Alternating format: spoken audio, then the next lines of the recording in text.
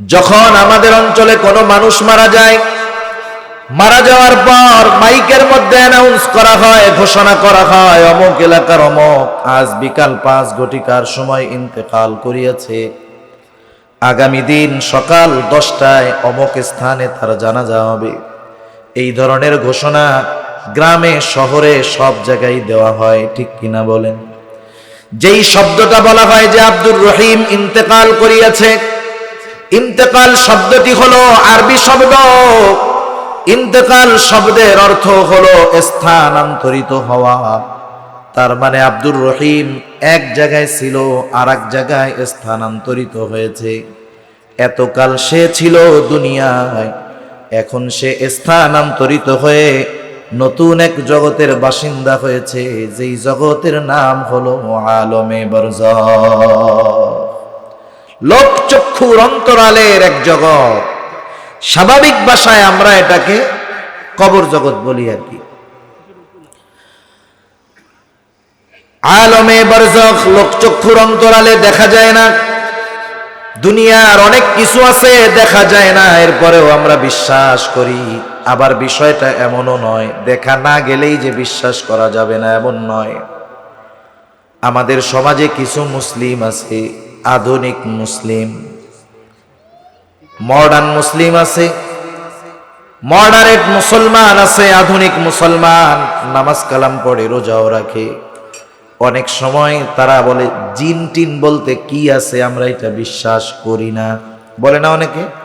মনে করেন একজনের উপরে জিন কুদৃষ্টি দিয়েছে, সে একটু অসুস্থ আছে, একজন বলল ওকে মনে হয় জিনে বদনজর করছে, জিন শয়তান, বলে আরে মিয়া রাখেন এইসব, জিন টিন বিশ্বাস করি না।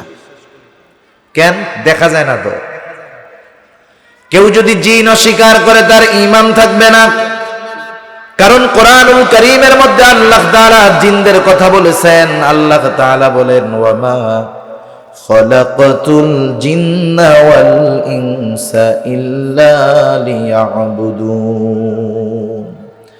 আল্লাহ তাআলা বলেন আমি মানুষ এবং জিনকে আমার ইবাদতের জন্য সৃষ্টি করেছি। শুধু তাই নয়, আল্লাহ তাআলা জিন নামে একটা সূরা ও কোরআনুল কারীমের মধ্যে নাজিল করেছেন।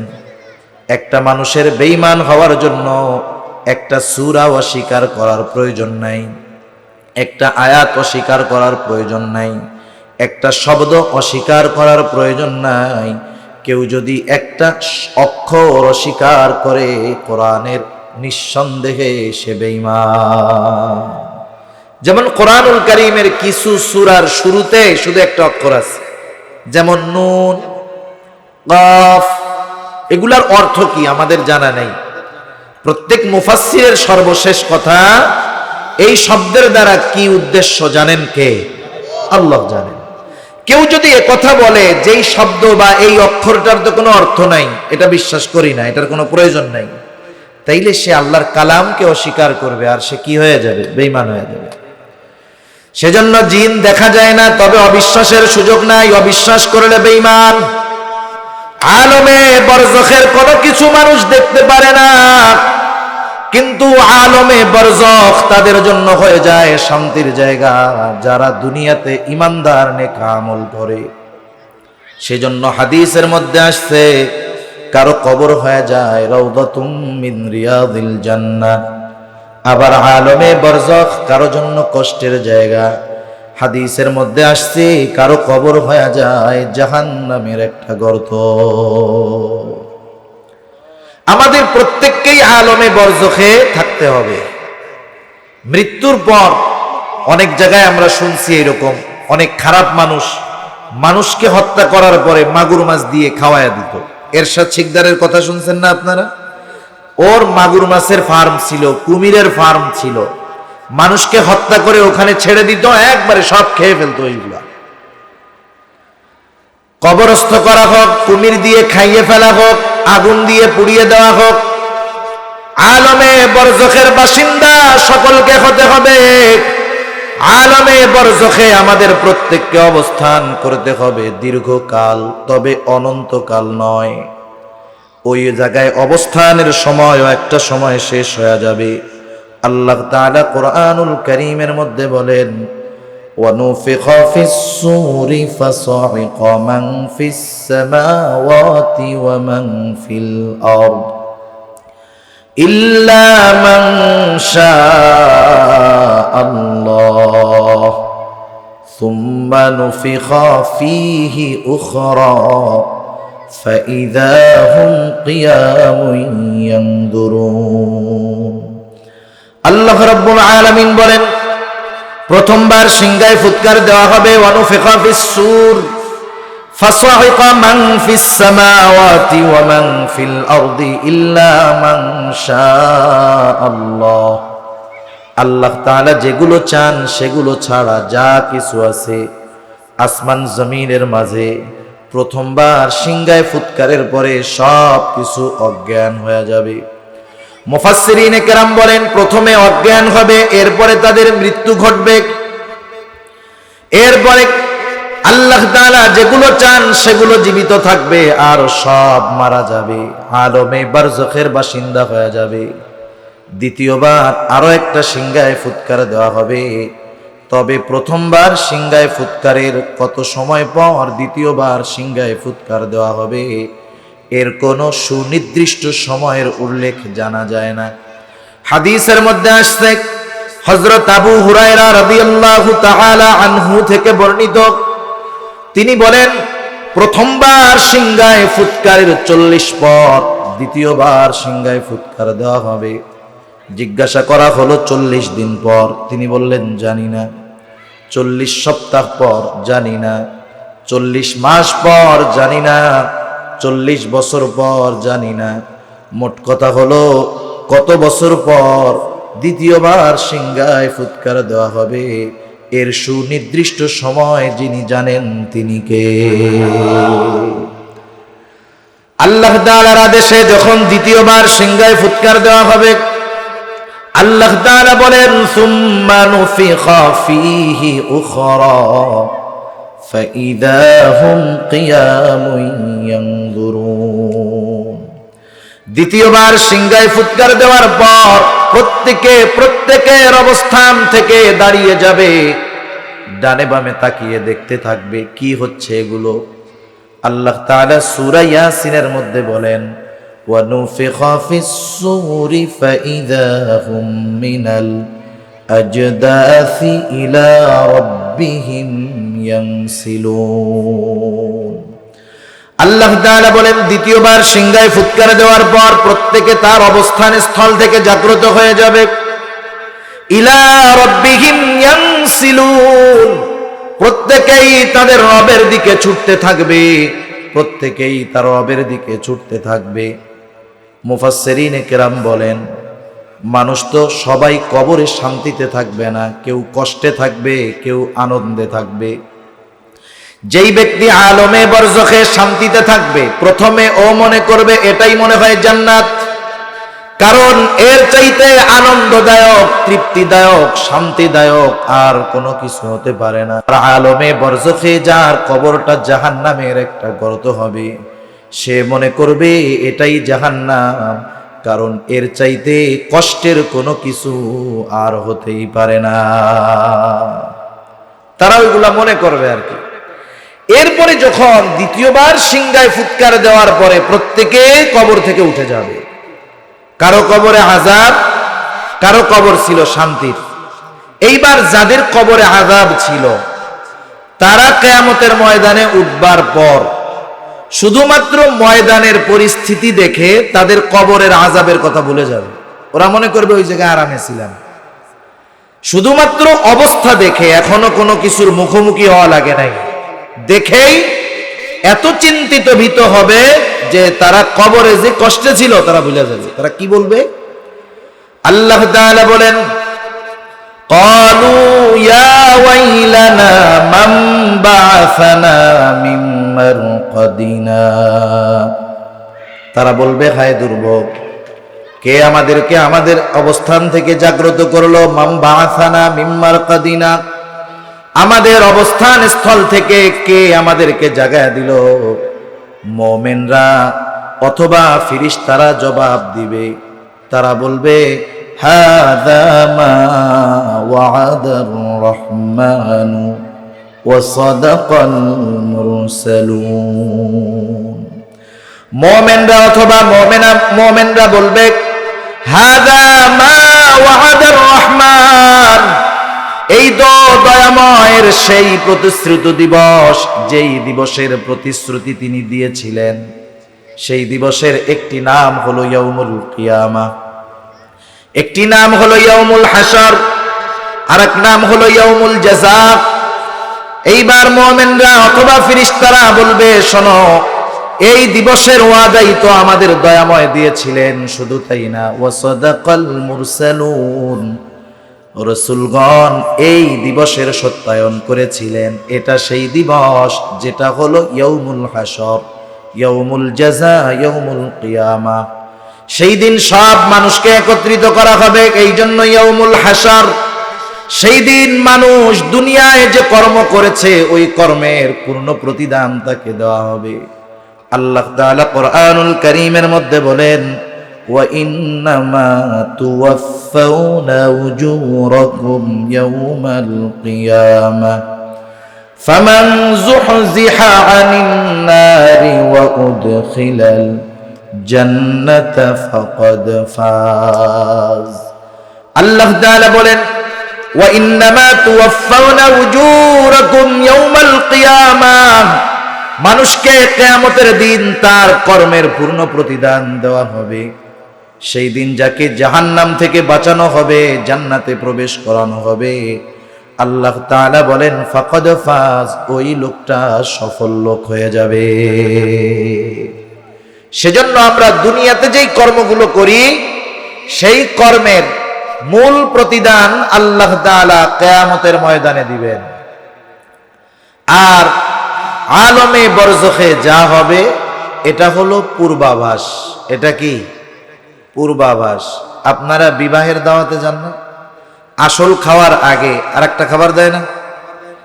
অনেক সময় আসল খাবারের আগে যেই খাবার দেয় মানুষ চিন্তা করে হায় রে, এদের যদি শুরুই এমন হয়, আপ্যায়নই এমন হয়, তাহলে শেষে না জানি কত ভালো আইটেম আছে, ঠিক না? তা জাহান্নামে যারা যাবে, ওই জাহান্নামে যাওয়ার আগে তারা যদি মনে করে যে কবরেই তাদের কর্মের মূল প্রতিদান দেওয়া হয়েছে, এ চিন্তা ভাবনা ভুল। ওটা তো স্যাম্পল, আসল তো হবে কিয়ামতের ময়দানে তার কর্মের মূল প্রতিদান। একটা মানুষকে তার কর্মের প্রতিদান দিতে গেলে কয়েকটা জিনিসের দরকার। এক নাম্বার, যেই কর্মের প্রতিদান দেওয়া হবে সেই কর্মের সংরক্ষণের ব্যবস্থার দরকার। দুই নাম্বার, সে যে কর্মটা করেছে এই কর্মের পক্ষে সাক্ষী দরকার। যখন আমরা কোথাও কোনো বিচার প্রার্থী হই, এটা প্রশাসনের কাছে হোক, আদালতের কাছে হোক, কেউ যদি মামলা করে সাক্ষীর দরকার আছে না নাই? সাক্ষী ছাড়া কোনো মামলা এলাও হবে না। আমরা যখন কারো কাছে গিয়ে কারো নামে অভিযোগ করি, বলি যে দেখেন ও আমার সাথে এটা করছে, এই যে এরা দুইজন সাক্ষী আছে, সাক্ষীর কারণে অভিযোগ স্ট্রং হয়, মজবুত হয়। সাক্ষী না থাকলে অভিযোগ দুর্বল হয়ে যায়। আল্লাহ রাব্বুল আলামিন এক নাম্বার কর্ম সংরক্ষণের ব্যবস্থাও করেছেন, সাথে সাথে আল্লাহ তাআলা সাক্ষীর ব্যবস্থা করেছেন।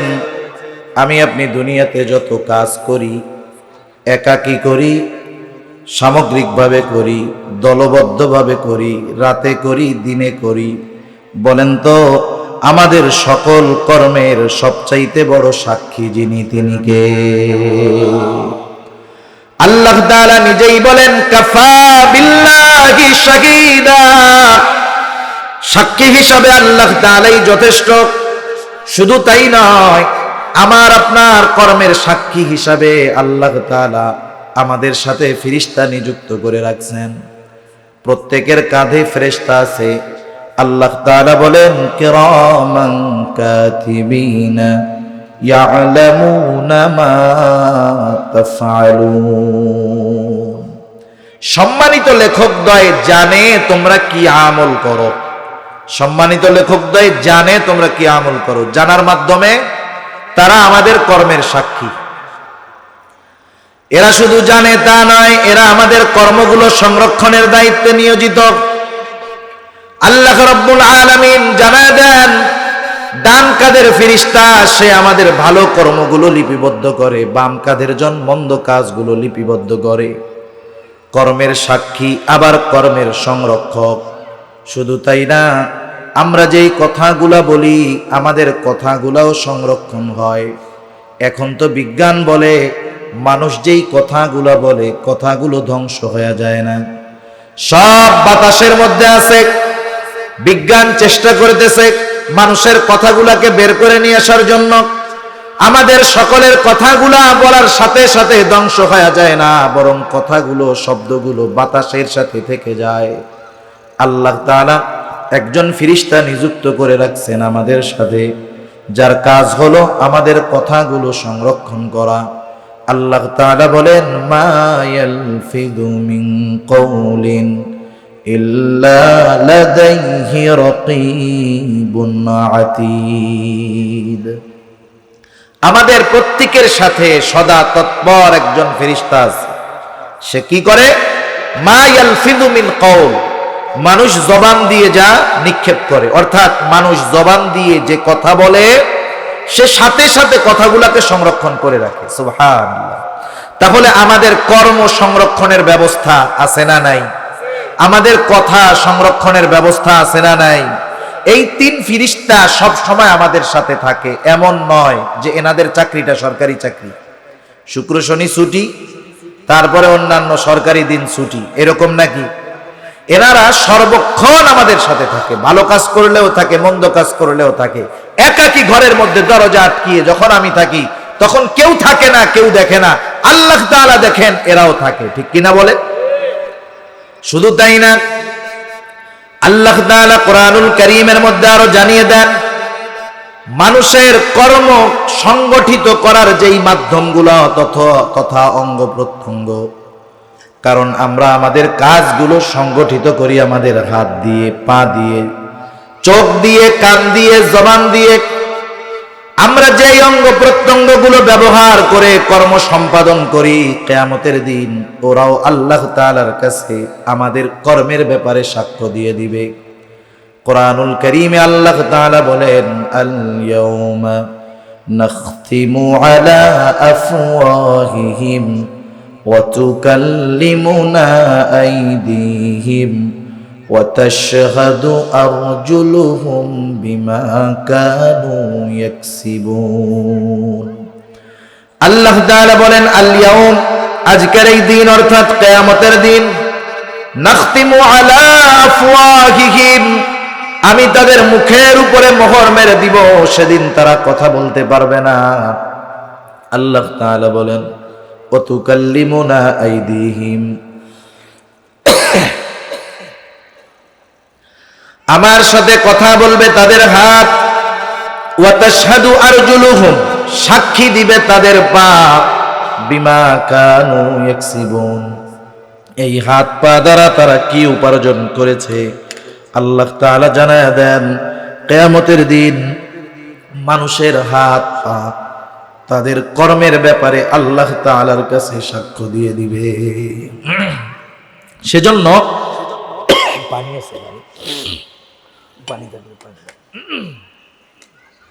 হাত পা গুলো আল্লাহ তাআলার কাছে আমরা তাদেরকে দিয়ে যেই কর্মগুলো সংগঠিত করেছি, যেই কর্মগুলো সম্পাদন করেছি, সেই কর্মের ব্যাপারে তারা আল্লাহ তাআলার কাছে বলে দিবে। বলেন তো, দুনিয়াতে এরা কি কথা বলে নাকি? দুনিয়াতে এরা কথা বলে না।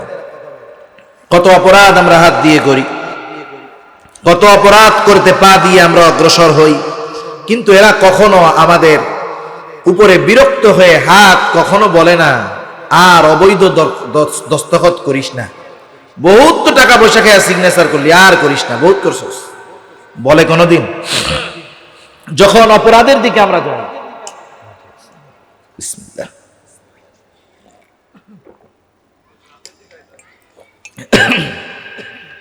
আলহামদুলিল্লাহ, পা কোনোদিন বলে না যে বহুত অপরাধের পথে তো চললি, আর চইল না। তাহলে হাত পা আল্লাহ তাআলার কাছে আমাদের কর্মের ব্যাপারে সাক্ষ্য দিবে। আল্লাহ তাআলা আর এক জায়গায় বলেন শাহিদা আলাইহিম সামউহুম ওয়া আবসারুহুম ওয়া জুলুদুহুম বিমা কানু ইয়ামালুন। আল্লাহ তাআলা বলেন সাক্ষী দিবে তাদের চোখ, সাক্ষী দিবে তাদের কান, সাক্ষী দিবে তাদের চামড়া। চোখ, কান, হাত, পা, চামড়া কিয়ামতের দিন আল্লাহ তাআলার কাছে আমাদের কর্মের ব্যাপারে সাক্ষী দিবে। দুনিয়ায় তো এরা কখনো কথা বলে না। রাতভর কেউ যদি সিনেমা দেখে, নাটক দেখে, চোখ কখনো তাকে বাধা দেয় না, কিছু বলে না। কান দিয়ে যদি সারা রাত গান শুনে, কান কখনো তাকে কিছু বলে না, বাধা দেয় না। কিন্তু কিয়ামতের দিন এরা তো কথা বলবে। এত বছর একসাথে ছিল, কথা বলে নাই। কিয়ামতের ময়দানে যখন দেখবে তার হাত তার বিরুদ্ধে সাক্ষী দেয়, তার কান তার বিরুদ্ধে সাক্ষী দেয়, তার চোখ তার বিরুদ্ধে সাক্ষী দেয়, সে হতভম্ব হয়ে যাবে। এইবার সে প্রশ্ন করবে ক্বালু লিজুলুদিহিম লিমা শাহিদতুম আলাইনা, কি ব্যাপার চামড়া, আমার বিপক্ষে কেন তোমরা সাক্ষী দাও? তার প্রশ্নের ভাবে বোঝা যায় সে কেমন জানি বলতেছে, দুনিয়ায় তো কথা বলতে পারতা না, আজকে কেমন করে কথা বলতে পারো? কেমনে আমার বিরুদ্ধে তোমরা সাক্ষী দিচ্ছ? এইবার অঙ্গ প্রত্যঙ্গ গুলো জবাব দিয়ে বলবে ক্বালু আনতাকানাল্লাহ, আজকে আমাদের কথা বলার ক্ষমতা যিনি দিয়েছেন তিনি কে? দুনিয়ায় কথা বলার অনুমতি ছিল না, তাই বলি নাই। আজকে আল্লাহ তাআলা কথা বলার অনুমতি দিয়েছেন, এজন্য আমরা বলতেছি। তাহলে একটু চিন্তা করেন, এটা আত্মচিন্তার বিষয়। এগুলো শুধু ওয়াজ করে বললেই হলো, শেষ কান দিয়ে শুনলাম, ভাল লাগলো, এতটুকুতেই শেষ করে দেওয়ার বিষয় নয়। বরং কথাগুলো স্মরণ রেখে আত্ম উপলব্ধি নিজের ভিতরে জাগ্রত করার বিষয় এগুলো। একটু চিন্তা করেন, আমি মোবাইল দেখতেছি, যুব সমাজ যারা আছেন একটু চিন্তা করেন, যারা চাকরির মধ্যে আছেন চিন্তা করেন যে আমি আমার হাত দিয়ে কি অপরাধগুলো করতেছি, আমি চোখ দিয়ে কি করতেছি, জবান দিয়ে কি করতেছি, কান দিয়ে কি করতেছি। এটা দুনিয়ার কোনো মানুষের কথা নয়, আল্লাহ তাআলার কথা, যে এই অঙ্গ প্রত্যঙ্গগুলো তোমার কর্মের ব্যাপারে আমার কাছে সাক্ষী দিবে। এতটুকু আত্ম উপলব্ধি যদি কারো মধ্যে আসে, সে যদি গুনার সমুদ্রের মধ্যেও পড়ে যায়, আশা করা যায় ওই গুনার সমুদ্র থেকে এক ফোঁটা গুনাহও তার জবানে ঢুকতে পারবে না। ঠিক কিনা বলে?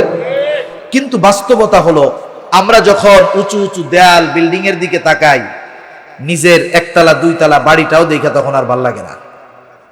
তখন আমার ভিতর থেকে এই জিনিসগুলো বের হয়ে যায়। কিন্তু আমি যদি সদা সর্বক্ষণ আমার কর্মের সময়, প্রত্যেকটা সময়, প্রতিদিন দুই একবার এই চিন্তাগুলো বারবার নিজের মধ্যে আনি, ফিল করার চেষ্টা করি যে হায় হায়, আল্লাহ তাআলা আমার সব কর্মগুলো দেখতেছে, আল্লাহ তাআলা সবকিছু জানেন, তিনি সাক্ষী, আমার সাথে সর্ব অবস্থায় ফেরেশতারা আমার কর্মের ব্যাপারে জানতেছে, সংরক্ষণ করতেছে। এই অঙ্গ প্রত্যঙ্গগুলো আমার ব্যাপারে কিয়ামতের দিন আল্লাহ তাআলার কাছে বলে দিবে। এটা যদি আমি বারবার রিমাইন্ড করি, বারবার স্মরণ করি, একটা সময় দেখবেন গুনাহ করতে গেলে আগে মনে পড়বে দেখতেছে কে, লিখতেছে কে, ফেরেশতা। কিয়ামতে বলবে কে? অঙ্গ প্রত্যঙ্গ। এই ফিল যখন চলে আসবে দেখবেন মানুষ ডাক্তার প্রথম দিকে যখন ওষুধ প্রেসক্রিপশনের মধ্যে লেখে যে আপনি দৈনিক 4 বেলা এই ওষুধগুলো খাবেন, 6 ঘন্টা পর পর, 24 ঘন্টায় 6 ঘন্টা পর পর খাবেন, 6 মাস খাইতে হবে। আপনি প্রথম 20-25 দিন বা 1 মাস দেখবেন খালি উল্টাপাল্টা হয়, টাইম মতো খাওয়া যায় না। কিন্তু আপনি যদি একটু চেষ্টা করে একবার অভ্যস্ত হতে পারেন, পরবর্তী 4-5 মাস ওষুধ খাওয়ার টাইম হলে এমনিই মনে পড়ে যায়। ঠিক কিনা বলে? কারণ প্রথমে আমাকে মেহনত করা লাগছে, স্মরণ রাখা লাগছে, চেষ্টা করা লাগছে। যখন আমি বারবার স্মরণ রাখার চেষ্টা করছি, হ্যাঁ 12টায় খাইছি ওষুধ, আমার তো 6টায় আবার খাইতে হবে, এই চিন্তা বারবার যখন রাখছি, এক সময় আমার ওষুধের কোনো মিস হয় নাই, যথাভাবে আমি আমার যেই ডোজ ছিল, কোর্স ছিল, আমি শেষ করতে পারছি। প্রথমে একটু অভ্যাস করা লাগে। এই কথাগুলো আমরা যদি প্রথমে একটু স্মরণ করি বারবার, তাহলে একটা সময় গুনার থেকে বাঁচা সহজ হবে। মনে করেন আপনাদের কারো ব্যাপারে যদি বিশ্বস্ত সূত্রে খবর আসে যে শুনেন আপনাকে কিন্তু প্রশাসন নজরদারির মধ্যে রাখছে, বলেন তো ওই লোকটা তার জীবনযাপনের মধ্যে পরিবর্তন আনবে কি আনবে না? সে ভালো লোক যদিও হয়, এরপরেও সে চিন্তা করবে আরো ভালোভাবে থাকার, মন্দ কোনো কিছু যেন না হয়ে যায়, আরো বেশি সতর্ক থাকার। কিন্তু আল্লাহ তাআলা আমাদেরকে সর্বক্ষণ নজরদারির মধ্যে রাখছেন। প্রশাসনের নজরদারি, আমি ঘরের মধ্যে দরজা আটকায় ল্যাপের তলে গেলে তার নজরের মধ্যে আমি আপনি থাকবো না, কিন্তু আল্লাহ সুবহানাহু ওয়া তাআলার নজরদারিতে সর্বক্ষণ আমাদের থাকতে হবে। যেখানেই থাকি না কেন, সর্বহালতে সর্ব অবস্থায় আল্লাহ তাআলা আমাদের দেখতেছে, ফেরেশতারা আছে। এই চিন্তা আমাদের জীবনের গতিপথ পাল্টাতে পারে। যে কথার থেকে গেলাম যে আল্লাহ তাআলা কিয়ামতের দিন আমাদের কর্মের পূর্ণ প্রতিদান দিবেন। মানুষের কর্মের পূর্ণ প্রতিদান দেওয়ার ক্ষেত্রে দুইটা জিনিস দরকার। একটা জিনিস ওই কর্মের সংরক্ষণের ব্যবস্থা দরকার, দুই নাম্বার সে যে কর্মটা করেছে এজন্য সাক্ষী দরকার। এখন বলেন কর্ম আল্লাহ তাআলা সংরক্ষণের ব্যবস্থা করেছেন কি করেন নাই? আমাদের প্রত্যেকটা কর্মের সাক্ষী আছে না নাই? আল্লাহ রাব্বুল আলামিন এইবার প্রত্যেককে তার কর্মের খবর তার কাছে পৌঁছায় দিবেন ফলাফল সহ। আল্লাহ রাব্বুল আলামিন আমার আপনার প্রত্যেকের আমলগুলোকে ফাইল আকারে প্রস্তুত করে রাখছেন। আল্লাহ তাআলা কিতাব আকারে আমলনামা রেডি রেখে দিয়েছেন। কিয়ামতের দিন আল্লাহ তাআলা আমলনামাগুলো ছেড়ে দিবেন। একেবারে যার আমলনামা তার কাছে গিয়েই হাজির হয়ে যাবে। আল্লাহ রাব্বুল আলামিন আমলনামা ছেড়ে দেবার পর কেউ আমলনামা ডান হাতে পাবে, কেউ বা বাম হাতে পাবে। এখানে নিজের ইচ্ছার কোনো বিষয় থাকবে না যে আমি মন চাইলে ডান হাতে আমলনামা নিব, মন চাইলে বাম হাতে নিব, এমন নয়। বরং কে ডান হাতে আমলনামা পাবে, কে বাম হাতে আমলনামা পাবে সেটা নির্ধারণ করে রাখছেন কে? ডান হাতে যারা আমলনামা পাবে তারা আনন্দিত, তারা খুশি, তারা জান্নাতি। আল্লাহ তাআলা কোরআনুল কারীমের মধ্যে জানায় দেন যারা ডান হাতে আমলনামা পাবে তাদের অভিব্যক্তি কেমন হবে। আল্লাহ তাআলা বলেন ফাআম্মা মান উতিয়া কিতাবাহু বিয়ামিনি ফায়াকুলু হাউম ইকরাউ কিতাবিয়া ইন্নী যানানতু আন্নী মুলাকিন হিসাবিয়া। আল্লাহ রাব্বুল আলামিন বলেন যারা ডান হাতে আমলনামা পাবে তারা তো আনন্দিত। আমরা যখন স্কুলে পড়েছি আমাদের খেয়াল আছে, প্রাইমারি স্কুলে যখন আমরা পড়েছি, এখনকার সিস্টেম হলো একটা ছেলে পরীক্ষা দেওয়ার পর সে কোন সাবজেক্টে কত পেল শুধু তাকে তার ফলাফলটা জানিয়ে দেওয়া হয়। আমাদের সময় সিস্টেম এরকম ছিল না, আমাদেরকে খাতাগুলো দিয়ে দেওয়া হতো। খাতা দিয়ে দেওয়া হতো আর বলা হতো আগামী দিন তুমি তোমার অভিভাবকের কাছ থেকে খাতাটায় সিগনেচার করিয়ে আনবা। তুমি তোমার খাতাটা তোমার মা বাবা অভিভাবককে দেখিয়েছো এটার প্রমাণ করার জন্য। খাতা দেওয়ার পর যেই ছেলেটা অঙ্কে 95 পেয়েছে, ইংরেজিতে 90 পেয়েছে, বলেন তো সে খুশি না বেজার? খুশি হয়ে যাইত। আমাদের সময় ছিল লেটার মার্ক, খুশি হয়ে যেত, নিজেও আনন্দের সাথে খাতাটা দেখতো। বন্ধু বান্ধব যদি দেখতে চাইতো তাদেরকেও দেখাইতো। বন্ধুরা জিজ্ঞাসা করতো কিরে আমরা তো একসাথেই লেখাপড়া করতাম, তুইও যেই বিষয়গুলোর প্রস্তুতি নিয়েছিস আমিও সেগুলো নিয়েছিলাম, তা তুই 90 পেলি আমি কেন 70 পাইলাম? এইবার সে বলতো শোনো স্পেশাল ভাবে আমি কিছু প্রস্তুতি নিয়েছিলাম। আনন্দে ওই ডান হাতে আমলনামা পাবে যেই ব্যক্তি সে অন্যান্যদেরকে বলবে ফায়াকুলু হাউম ইকরাউ কিতাবিয়া, এই তো আমার কিতাব, তোমরা পড়ো আমার কিতাব, পড়ো আমার আমলনামা। এইবার ওই যে পরীক্ষার ছাত্রটা 90 পেয়েছে, কেন পাইলি রে বন্ধু? বলে শোনো তোমরা তো রাত 10টা বাজে ঘুমায় যাইতা, কিন্তু আমার দৃঢ় বিশ্বাস ছিল আমি যদি ভালো মতো মেহনত করি তাইলে অঙ্কে আমি 100-র মধ্যে 100ই পাবো। এই জন্য আমি মেহনত করেছি, তাই ফলাফল আমার ভালো। ওই যে ডান হাতে যেই লোকটা আমলনামা কিয়ামতের ময়দানে পাবে, সে তার ডান হাতে আমলনামা পাবার কারণ হিসাবে বলবে, ইন্নী যানানতু আন্নী মুলাকিন হিসাবিয়া, যে আমি এই ব্যাপারে দৃঢ় বিশ্বাস রাখতাম যে আমাকে হিসাবের মুখোমুখি দাঁড়ানো লাগবে। দুনিয়াতে আমি দৃঢ় বিশ্বাস রাখতাম যে আমাকে আমার কর্মের হিসাব দিতে হবে, আমার জীবনের হিসাবের সম্মুখীন আমাকে হওয়া লাগবে। এ ব্যাপারে আমি দুনিয়াতে দৃঢ় বিশ্বাস রাখতাম। এখানে নামাজ জানি কততে হবে? 7:30টায় নামাজ হবে। আচ্ছা, এখানে নামাজ হবে 40-এ ইনশাআল্লাহ। আমরা আর 20-25টা মিনিট পরেই এখানে আজান হবে, নামাজ হবে ইনশাআল্লাহ। তা আমি দুনিয়াতে আমার কর্মের হিসাবের মুখোমুখি হওয়া লাগবে, এ ব্যাপারে আমি দৃঢ় বিশ্বাস রাখতাম বিধায় আজকে আমলনামা কোন হাতে পেয়েছি? ডান হাতে। আরেক দল বাম হাতে আমলনামা পাবে। বাম হাতে যারা আমলনামা পাবে তাদের বুক চিরে হাতটাকে পেছন দিকে নিয়ে আসা হবে, এরপরে বাম হাতে আমলনামা দেওয়া হবে। তারা বাম হাতে আমলনামা পাবার পর তাদের অভিব্যক্তি, তাদের বক্তব্য কেমন হবে? আল্লাহ তাআলা বলেন, তারা বলবে, ওয়া আম্মা মান উতিয়া কিতাবাহু বিশিমালি ফায়াকুলু ইয়া লাইতানি লাম উতা কিতাবিয়া। তারা বলবে, হায় আমাদের দুর্ভোগ, আমরা যদি এই হিসাবের ব্যাপারে না জানতাম, আমলনামা যদি না পাইতাম, লাম উতা কিতাবিয়া, আমলনামা যদি না পাইতাম, কিতাব যদি না পাইতাম, কতই না ভালো হতো। ওয়ালাম আদরি মা হিসাবিয়া, আমি যদি আমার হিসাবের ব্যাপারে না জানতাম, কতই না ভালো হতো। একবারে শেষ কথা হলো, ডান হাতে আমলনামা যারা পাবে তারা জান্নাতি, বাম হাতে আমলনামা যারা পাবে তারা জাহান্নামী। আল্লাহ তাআলা বলেন, প্রত্যেকটা মানুষ তার কর্মের নিকটে দায়বদ্ধ।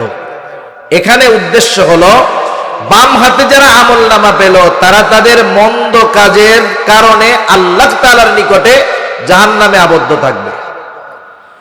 ইল্লা আসহাবাল ইয়ামিন, তবে ডান হাতি যারা তারা নয়, তথা ডান হাতে যারা আমলনামা পাইল তারা নয়। কারণ ডান হাতে যারা আমলনামা পাবে তাদের ঠিকানা হলো জান্নাত। এইবার ডান হাতে আমলনামা পেয়ে যারা জান্নাতে যাবে, জান্নাতে যাওয়ার আগ পর্যন্ত সকলেই চিন্তিত, ভীত, পেরেশান। কিন্তু জান্নাতে যাওয়ার পর কোন রকমের চিন্তা, ভয়ভীতি, টেনশন আছে নাকি? কোনো চিন্তা নাই, কোনো ভয় নাই। হাসরের ময়দানে সবাই চিন্তিত থাকবে, কিন্তু জান্নাতে গিয়ে কোনো চিন্তা নাই। হাসরের ময়দানে মানুষ মানুষকে পরিচয় দিবে না, ভাই ভাইয়ের থেকে পালায়ন করবে, পিতামাতার থেকে পালায়ন করবে, স্ত্রী সন্তানদের থেকে পালায়ন করবে, প্রত্যেকে নিজের চিন্তায় বিভোর। কিন্তু জান্নাতে যাওয়ার পর সবাইকে খুঁজতে থাকবে। জান্নাতীরা জান্নাতে যাওয়ার পর সবাইকে খুঁজবে, দুনিয়ায় যাকে চিনতো তাকেই খুঁজবে। বলেন তো, জান্নাতি জান্নাতে গিয়ে দুনিয়ার পরিচিত সবাইকে খুঁজবে ঠিক, কিন্তু সবাইকে জান্নাতে পাবে নাকি? কারণ সবাই তো জান্নাতে আসতে পারে নাই, জাহান্নামেও তার কিছু পরিচিত জন, আপন জন আছে। তাফসীরে ইবনে কাসীরের মধ্যে আসছে, আল্লাহ রাব্বুল আলামিন কিয়ামতের দিন জান্নাতে যাওয়ার পর, জাহান্নামীরা জাহান্নামে যাওয়ার পর আল্লাহ তাআলা জান্নাতি আর জাহান্নামীদের মাঝে কথোপকথন এবং দেখার ব্যবস্থা আল্লাহ তাআলা করে দিবে। জান্নাতীরা জাহান্নামীদের দেখবে, জাহান্নামীরা জান্নাতীদের দেখবে। জান্নাতি যখন দেখবে যে তার বন্ধু একটা জাহান্নামে আযাব ভোগ করতেছে, দুনিয়ায় একসাথে চলতো, একই সাথে খেলাধুলা করতো, একই স্কুল একই কলেজের মধ্যে তারা পড়তো, সে জান্নাতি বন্ধু জাহান্নামী। এই দৃশ্য দেখবার পর জান্নাতি আল্লাহর দরবারে তার আল্লাহর প্রতি কৃতজ্ঞতার মাত্রা আরো বাড়ায় দিবে। বলবে, আল্লাহ, এর সাথেই তো দুনিয়াতে চলতাম, আপনি যদি আমার প্রতি দয়া না করতেন হয়তো আজকে আমাকেও তার সাথে জাহান্নামে যাওয়া লাগতো। আপনি দয়া করছেন বিদায় আমি আজকে জান্নাতে আসতে পারছি। এবার জাহান্নামী জান্নাতীকে দেখবে, জাহান্নামী যখন দেখবে তার বন্ধু জান্নাতে নাজ নেয়ামত ভোগ করতেছে, একই সাথে দুনিয়ায় চলছে, একই স্কুলে পড়ছে, পাশাপাশি দুজনে ব্যবসা করছে, সে জাহান্নামী আর তার বন্ধু জান্নাতি, এই দৃশ্য দেখার পর তার মধ্যে আফসোসের মাত্রা বেড়ে যাবে। কারণ দুই বন্ধু একসাথে চলে, তাদের কর্মের ভিতরে অনেক পার্থক্য থাকে না, সামান্য পার্থক্য থাকে। মনে করেন এটা তো একটা মাঠ, একসাথে বন্ধুরা খেলতেছে, মাঠের সাথে একটা মসজিদ আছে। হয়তো যখন নামাজের সময় হয় ওই বন্ধুদের মধ্য থেকে একজন বলে চলো বন্ধু, যেহেতু নামাজের সময় হলো বাকি খেলাটা নামাজ পড়ে এসে খেলি। আর একজন বলে তুমি যাও আমি পরে যাব। বন্ধু নামাজে গেল, সে গেল না। অনেক সময় বন্ধুরা একসাথে চলে, আইডিয়া করে কোনো কাজ করবে, কাজটা মন্দ, সবাই যায়, যে ভালো সে বলে না ভাই আমি তোমাদের সাথে এই কাজে নাই। এই যে কিছু পার্থক্য তাকে তাদের থেকে বড় পার্থক্যের দিকে নিয়ে যায়। ওই বেনামাজি খারাপ কর্ম কাজ করেছে যে সে জাহান্নামী, আর ওই সামান্য সামান্য ভালো কাজ করছে বন্ধু জান্নাতি। এইবার তার অন্তরের মধ্যে আফসোস জাগ্রত হবে, আহারে আমি আমার বন্ধুর সাথে সাথে যদি সেই দিন 10টা মিনিট সময় দিয়ে নামাজে যাইতাম, খারাপ কাজগুলো থেকে বিরত থাকতাম, আজকে আমিও হয়তো তার সাথে জান্নাতে অবস্থান করতে পারতাম। এই আফসোস হবে, এমনিতেই শাস্তি, আরো যখন আফসোস হবে, আফসোসের কারণে তার কষ্টটা আরো বেশি অনুভব হতে থাকবে। দেখা তো হলো, এখন একটু জানতে মন চায় কেন আমার বন্ধু বা আত্মীয় স্বজন এরা জাহান্নামে কেন গেল, কারণটা কি? আল্লাহ তাআলা জানায় দেন কথোপকথন হবে ফি জান্নাতিন ইয়াতাসাআলুনা আনিল মুজরিমিনা মা সালাকাকুম ফি সাকার। জান্নাতীরা এবং এখন মুজরিমদেরকে জিজ্ঞাসা করবে, পাপীদের কাছে জানতে চাইবে, মা সালাকাকুম ফি সাকার, কোন জিনিস তোমাদেরকে জাহান্নামে আনলো, কেন তোমরা জাহান্নামে আসলা? এইবার জাহান্নামীরা তাদের এই প্রশ্নের জবাবে তাদের জাহান্নামে যাওয়ার 4টি কারণের কথা বলবে। কয়টা কারণ? একটু জোরে বলেন না, কয়টা কারণ? এই 4 কারণে তারা জাহান্নামী, এই সূরার এই আয়াতগুলোর আলোকে। এখন বলেন, যেই কারণগুলোর কারণে তারা জাহান্নামী, সেই কারণগুলো যদি আমাদের মধ্যে থাকে আমরা রাখবো না বের করে দিব? বের করে দিতে হবে। জাহান্নামীরা এবার বলবে, এখন প্রশ্ন আসতে পারে, এখনো গেলাম না, দুনিয়ায় আছি, জান্নাতেও গেলাম না, জাহান্নামেও কেউ যায় নাই, কথাবার্তা আল্লাহ তাআলা পাইল কোত্থেকে? এগুলা লম্বা বিষয় বোঝানোর, ছোট্ট একটা বিষয় বুঝলে বুঝতে সহজ হবে। আমাদের কাছে সময় কাল কয়টা বলেন তো? তিনটা। কাল কয়টা? ভাগে বিভক্ত, অতীত, বর্তমান, ভবিষ্যৎ। আমাদের কিছু অতীত, বর্তমান একেবারে খুব কম, আর কিছু ভবিষ্যৎ। আল্লাহ তাআলার কাছে কাল সময় হলো এক ধরনের, সব বর্তমান। আমার আপনার কাছে যেটা ভবিষ্যৎ সেটা আল্লাহ তাআলার কাছে বর্তমান, আমার আপনার কাছে যেটা অতীত আল্লাহ তাআলার কাছে সেটা বর্তমান। সেজন্য ভবিষ্যতে কি হবে না হবে আমরা জানি না, কিন্তু জানেন কে? কারণ যেটা আমাদের কাছে ভবিষ্যৎ সেটা আল্লাহ তাআলার কাছে বর্তমান, প্রেজেন্ট। জাহান্নামীরা এবার বলবে, ক্বালু লাম নাকু মিনাল মুসাল্লিন। 1 নাম্বার তারা বলবে, আমরা মুসল্লি ছিলাম না। মুসল্লি সপ্তাহে একদিন মসজিদে গিয়ে জুমার নামাজ পড়লে সে মুসল্লি নয়।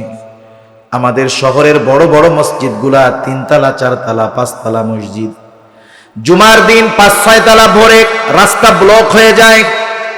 যেই মসজিদটায় জুমার দিন মসজিদের ধারণ ক্ষমতার চাইতে 3 গুণ বেশি মুসল্লি হয়, ঠিকই ওই মসজিদটায় আসরের সময় 3 কাতারও পড়ে না, ঠিক কিনা বলেন?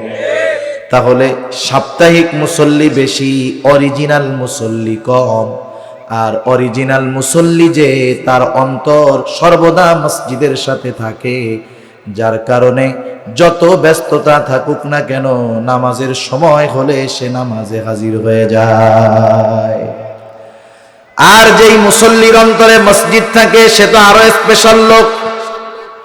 হাদিসের মধ্যে আসছে রাসূলুল্লাহ সাল্লাল্লাহু আলাইহি ওয়াসাল্লাম জানায় দেন, কিয়ামতের দিন সূর্যটা একেবারে নিকটে চলে আসবে, আরশের ছায়া ছাড়া কোথাও কোনো ছায়া থাকবে না। নবীজি বলেন সেই দিন আল্লাহর আরশে 7 শ্রেণীর মানুষ স্থান পাবে। এই 7 শ্রেণীর মধ্যে এক শ্রেণীর মানুষ হলো রাজুলুন কলবুহু মুআল্লাকুম বিল মসজিদ। ওই ব্যক্তি আরশের ছায়ায় স্থান পাবে যার অন্তর সর্বদা মসজিদের সাথে থাকতো। সুবহানাল্লাহ। সে সব সময় থাকতো এমন নয়, তার অন্তর মসজিদের সাথে থাকতো। একটু বলেন তো, যার অন্তর মসজিদের সাথে থাকে নামাজের সময় হলে হাজারো ব্যস্ততা তাকে নামাজ থেকে ফিরায় রাখতে পারে না।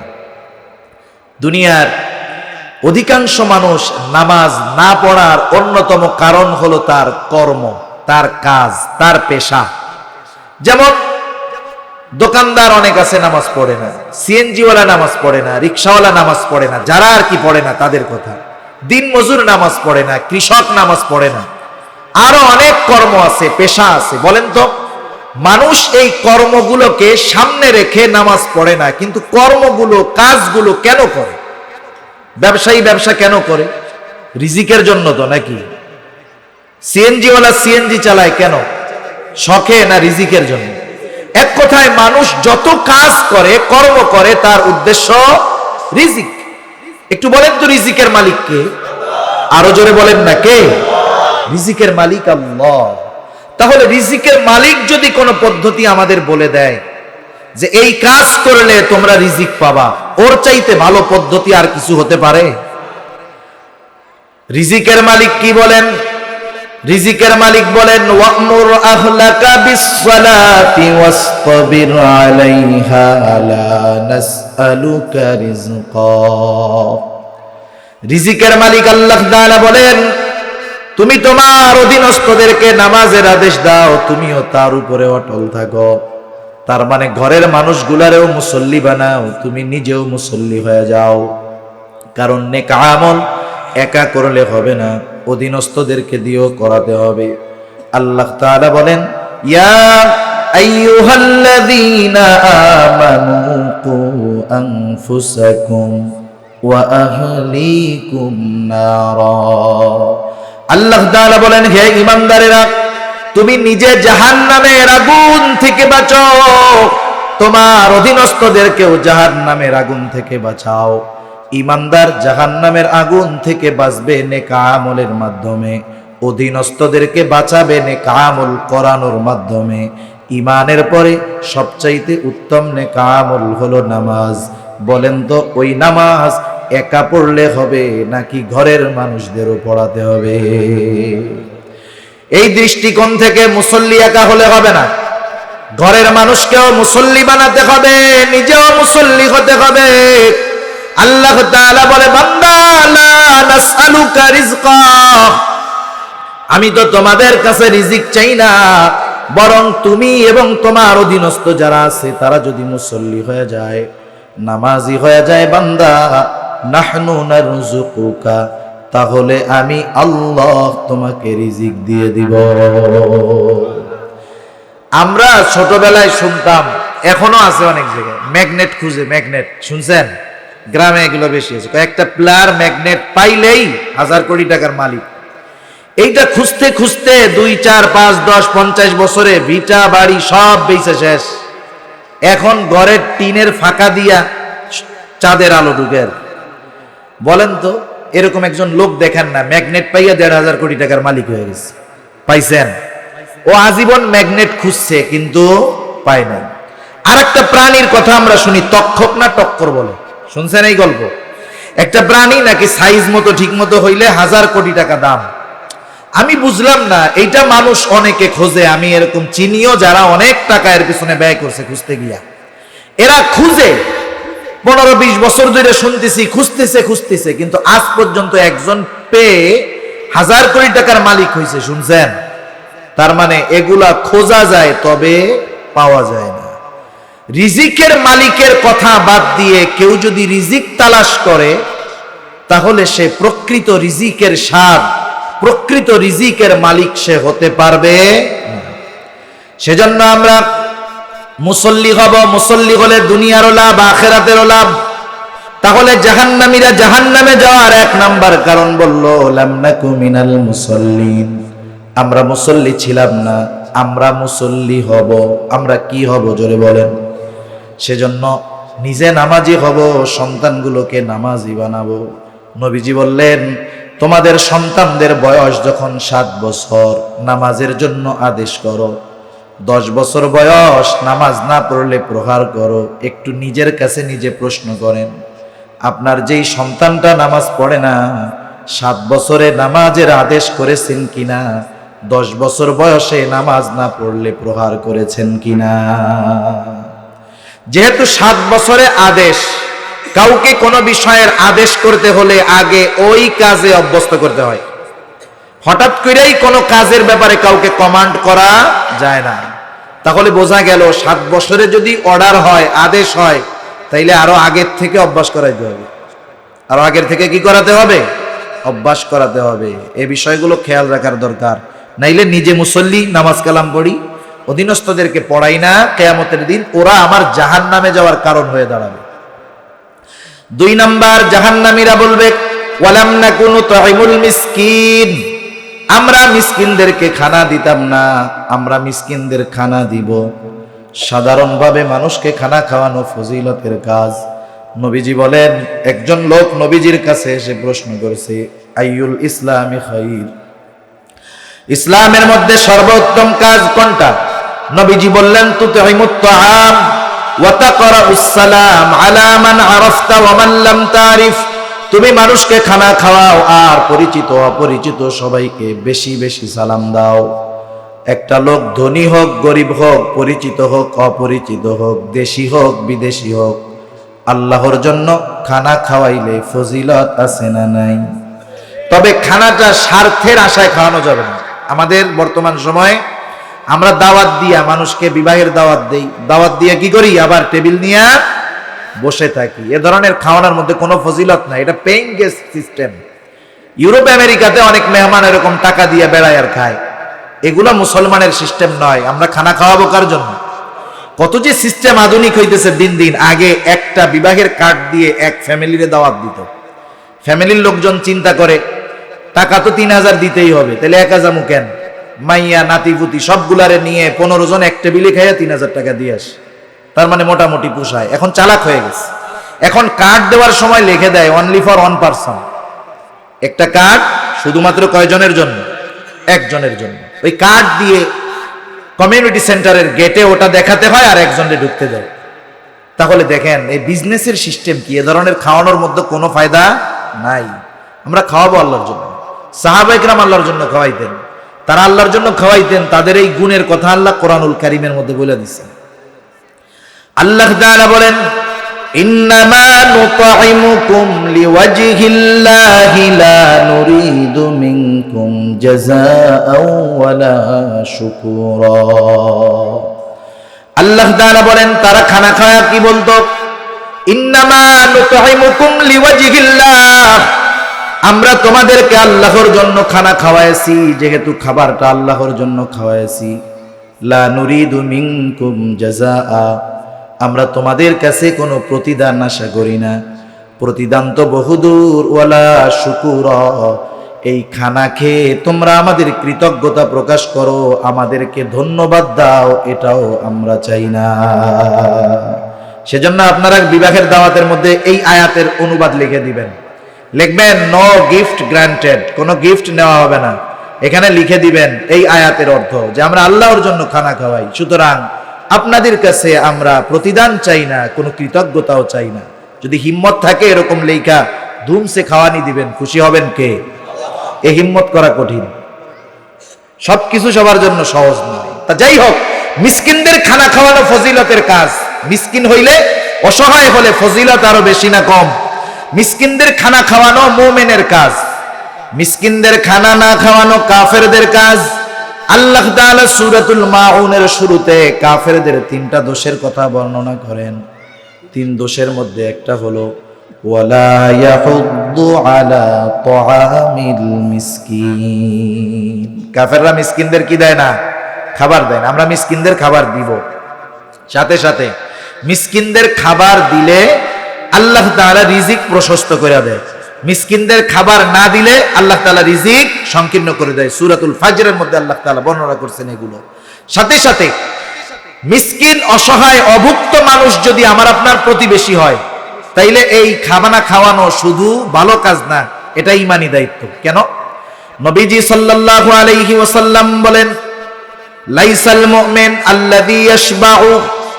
নবীজি সাল্লাল্লাহু আলাইহি ওয়াসাল্লাম বলেন, ওই ব্যক্তি মুমিন নয় যে পেট পুরে খায়, তার প্রতিবেশী অভুক্ত থাকে।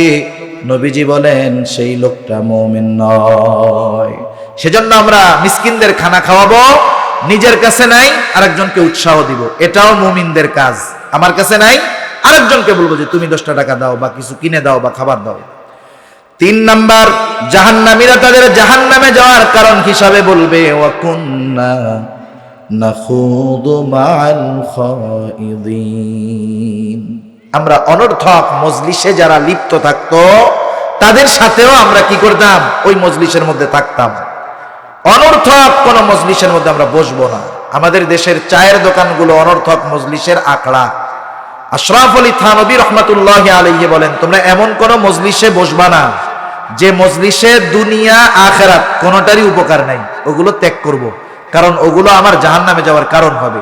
অনর্থক মজলিসগুলোর মধ্যে অধিকাংশ ক্ষেত্রে গীবত, অপবাদ, বিভিন্ন ধরনের খারাপ কথা, এই সেই সমালোচনা হয়। এগুলো থেকে আমরা বেঁচে থাকবো।